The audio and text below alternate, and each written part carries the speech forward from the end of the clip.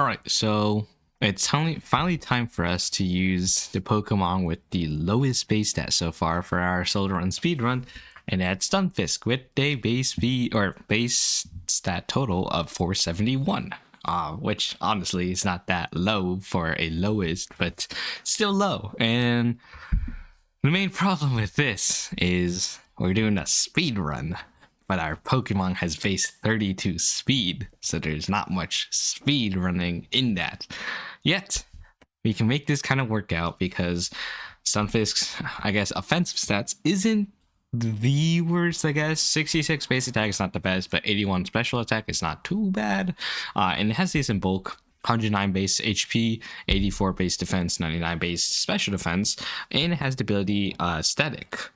Luckily, we got that instead of limber, because if we got limber, it'd be a completely useless ability. And Stunfisk does get a nice, decent variety of movesets, mainly Surf, and that's the reason why I chose Omega Ruby is because I believe that Surf would just be able to deal with Camerupt without any issue. However, that also depends whether our offensive stat is strong enough to one-shot it. Also, we had to be fast enough to outspeed it. So there's that. So those are factors I didn't completely consider at the start. I just assumed, oh, Surf, that means a one-shot, no problem. 4 times super effective, done deal. Would have been nice. But there were a few unpredictable moments that happen. You know, that comes with all runs. So we start off with Water Gun. So having Water Gun at the start makes it really nice. But problem is, we do start off with Water Gun and Mudslap. Problem is, that is not a lot of damage. So even the first Poochyena took 3 hits, so not very fun. But Roxanne obviously wasn't much of an issue, since she's like the only gym leader. Well, not the only gym leader, but we were able to take her out pretty, I'd say, relatively fast. We do have medium fast EXP curve, so it's not like we are significantly under leveled. We did somewhat get through kind of slow, mainly due to just not being able to beat Pokemon pretty quickly. But with Roxanne down, it was time for Brawly. And Brawly, I think, wasn't too much of an issue either, since he can't really deal much damage to us. So I popped in, I think, O power defense against him, and then just spammed Thundershock. So with that, we were able to just, also, I guess the fact that we were able to just paralyze him also helps a lot. And then a Thundershock into a Mudshot was a 2-hit KO with an O power special attack. So with that, it actually wasn't much of a problem. So with Brawly down, it's time for Watson. I assumed that I wouldn't need Bodos because I had Mudshot and it was like 55 base special, 55 base power. Bodos is base 60, and my special attack is quite a bit higher than my physical attack. So I assumed that, I didn't need it, and I was right. So I was thinking, oh, if I'm gonna grab a TM that could be useful, let me get Charge Beam then. And but guys, what? Stunfisk does not learn Charge Beam, so I wasted $10,000 buying that. So completely regrettable. But you know what? It is what it is. But Watson was a nice clean sweep with Mudshot, yeah. And with Watson down, it was time for, I think, Maxi. And I'm trying to remember if I even beat Maxi on the first time, because I do know he was I did beat him in the first time. I was thinking about something else. So was able to just one shot his camera up with my with Water Gun, I think. But yeah, with Maxi down, it was time for Flannery. And Flannery, obviously not a problem. We just, with the +1 special attack O power, we able to just spam Mudshot and take her down with no issue. Next up was Norman, and Norman wasn't too much of an issue either. It just O power defense. And I think we just beat him really slowly. But we did get Discharge at level 25, so we were able to just spam that. And it was a 3-hit KO on most of his Pokemon. Other than the fact, the only main issue I think was just, it was actually a range. It was either 3-hit KO or 2-hit KO, depending on what ranges we got. And obviously, the first time it brought it low enough to get a heal, so it went slightly still, but it's not too much of an issue. And Winona, surprise, surprise, not an issue. We are Stunfisk. They can't really do any much damage to me. However, if I had to mention a moment, I did lose during the Weather Institute because Stunfisk did not outspeed the admin Tabitha's camera. Or it did outspeed at first, but I found out, or after using Surf once and not killing the camera up, I brought it down to like 5% HP. The second turn it outsped me, meaning it was a speed tie, and I lost the second speed tie. I won the first one. So yeah, at this point in the game, Stunfisk was not faster than camera up. It was the same. But I didn't have to redo the fight because the camera up decided to spam curse and then use takedown on my remaining HM slaves, taking itself out. So I didn't have to redo the fight. I guess it's technically fine because there's no other way. I didn't save the game anyways. And then Winona, surprise, surprise, wasn't much of an issue. Took her down very quickly with spamming discharges. And then our next problem, I guess, was the Mount Pyre dealing with Courtney's camera up. But this time we were actually able to just take it down without much issue. No, I actually, if I remember correctly, I didn't actually beat it the first time. If I remember correctly, I actually got taken out. It was kind of annoying, but it is what it is. But with that, sorry, I'm trying to remember if it's this one or the run right after. But point is, camera up was a big coin flip for me, whether Stunfisk could beat it. And so next was Tate and Liza. I don't think was much of an issue. All I did was just spam discharge. And it usually, and also I guess their attacks doesn't really deal too much damage to me as a whole, especially Solrock usually just spams Rock Slide, while Lunatone spams was a psychic, but then I was able to just take it out with discharge just by spamming that. So Hey Liza was done with not much of an issue. And then our next obstacle was Maxi, but Maxi wasn't too much of an issue. I think I just set up a bunch of X items, at least. Did I try and set up? No, I just went straight for the kill. Using O-Power special attack, took 2 hits to kill the Mighty Yana, but it wasn't too much of an issue.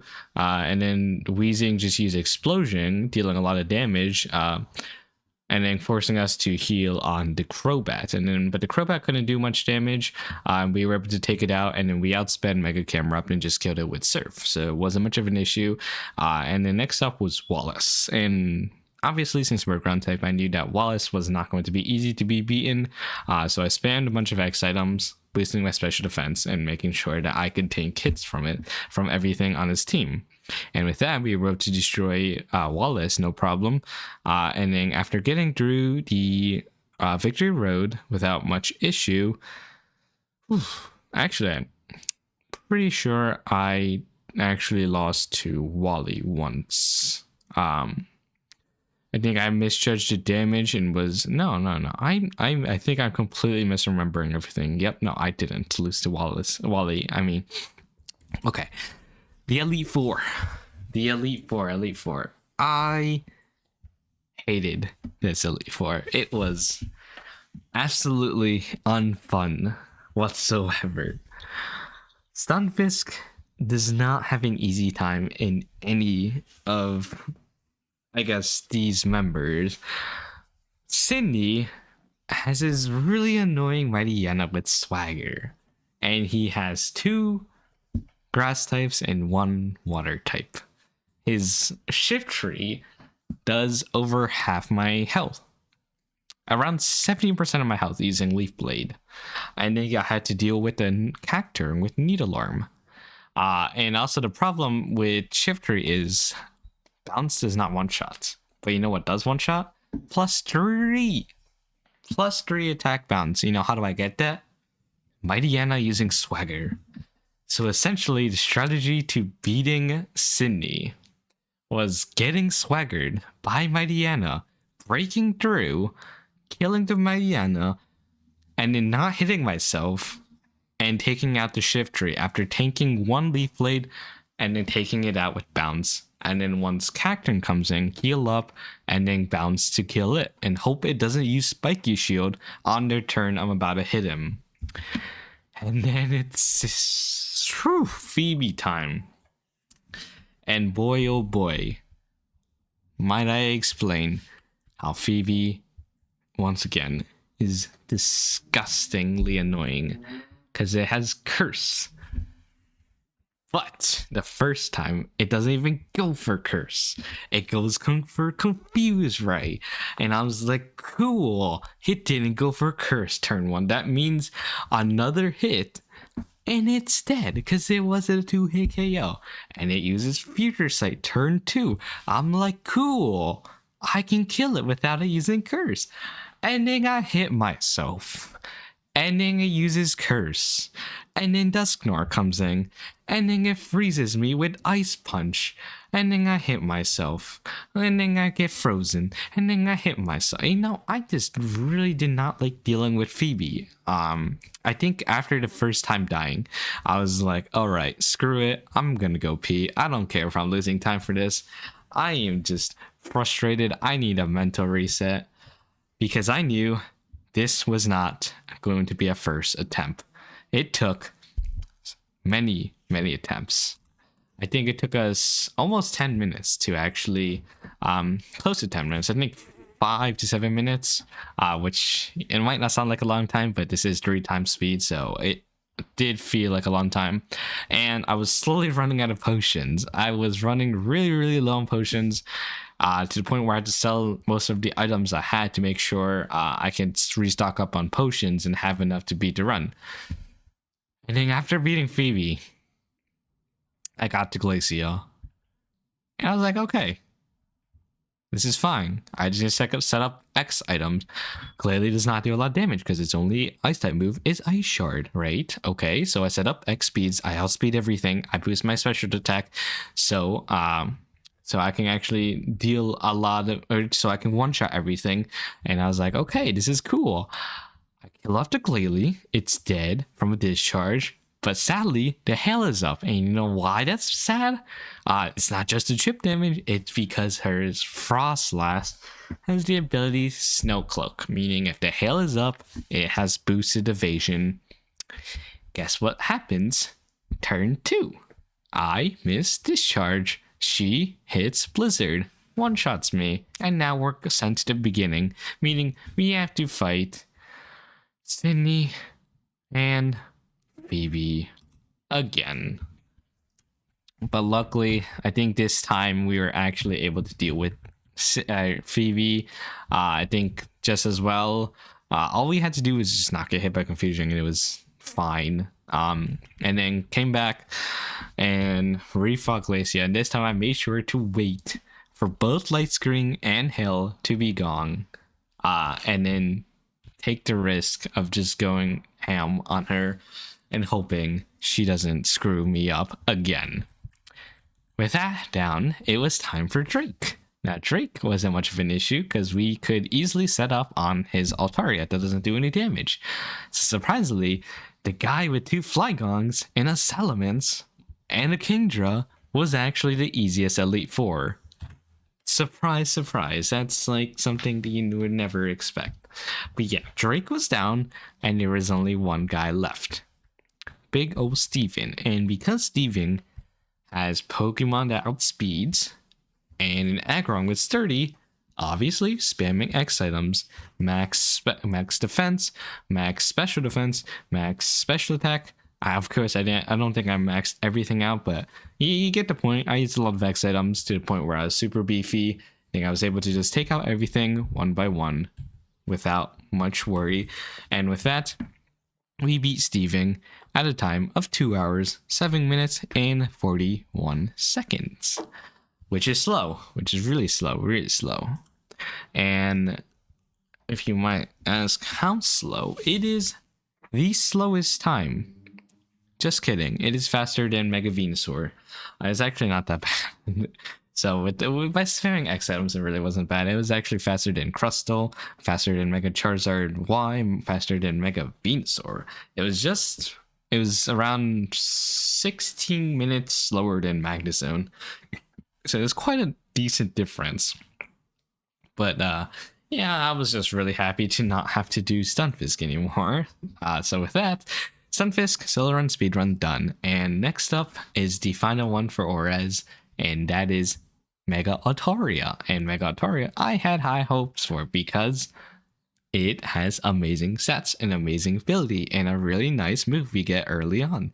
So anyways, thank you for watching. See you on the final Orez video for this batch. See ya.